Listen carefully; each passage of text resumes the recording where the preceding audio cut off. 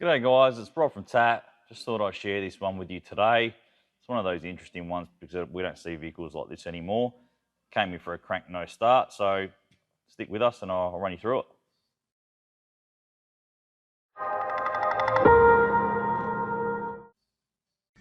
So it's a 1993 Ford Falcon ED model with a 5-litre V8 in it, and it came towed in as a crank no start.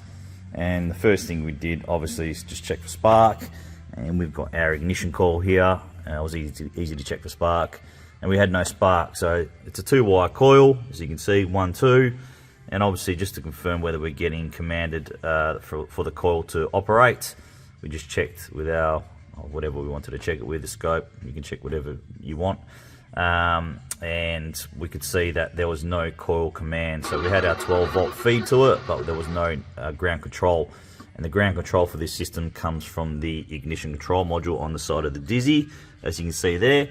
Now that has got 6 wires on it. So in order to make the right call, not seeing this very often, didn't know which wire was supposed to be which. You know, maybe we could have figured it out by just testing, but if we've got access to our repair information, let's see what we can find. Unfortunately, I couldn't find real info on this from anywhere, and the only place that actually had any info on it was Haynes All Access. So maybe I'll get you up that diagram and I'll explain to you how it works and how we're able to make the call on this vehicle to determine what was wrong with it.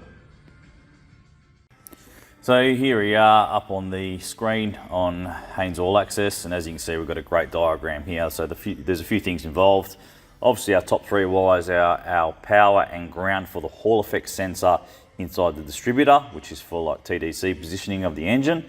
And we've got our pip in on number 3, which is the signal that's coming from that Hall effect sensor. It goes from pin 3 through the TFI module to pin 4, and that goes to the computer, and that tells the computer TDC positioning, when to fire the control module to be able to ground the ignition coil.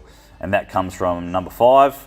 So our computer spout comes into number 5, and then that tells the computer to send the ground out through number 8 to the ignition coil.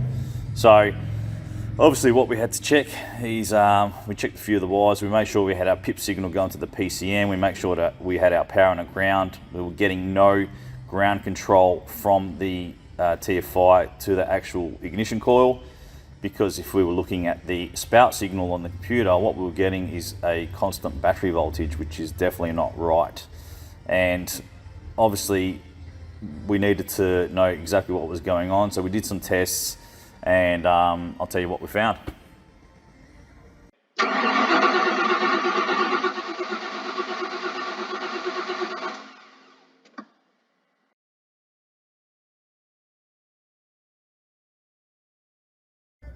So this was the problem here. Unfortunately, the computer had failed, and the spout driver inside the computer had shorted to battery positive for whatever reason, and it wasn't able to provide the signal to the actual TFI module to be able to control the ignition coil. So that was the fault. We sent that out, and that got repaired, and we're back now, and we can have a good look at what it's supposed to look like. So we are connected up to the spout signal. Probably can't even get you on there. And as you can see on the scope screen, we're key on at the moment, and we've just got our millivolt reading coming out at the moment. And obviously before, when you were seeing that, you could see that it was actually battery voltage the whole time, just proving that that spout driver in the computer was shorted to battery positive.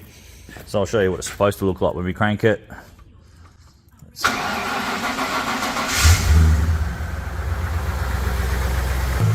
So yeah, as you can see, we're running, and we've got our computer control there, and you can see it's battery voltage to ground, and that's what we weren't getting before, and that's why the vehicle wasn't allowing the ignition control module to ground the ignition coil to create spark.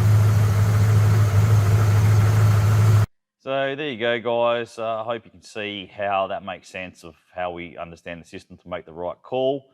And look, to be honest with you, sometimes it's pretty daunting making a call of a faulty PCM, but with the right knowledge of how the system works, and the right diagnostic flow, then you can be confident that you're making the right call. Thanks guys, this will go up as a repair solution. Thanks for watching, and we'll see you next time.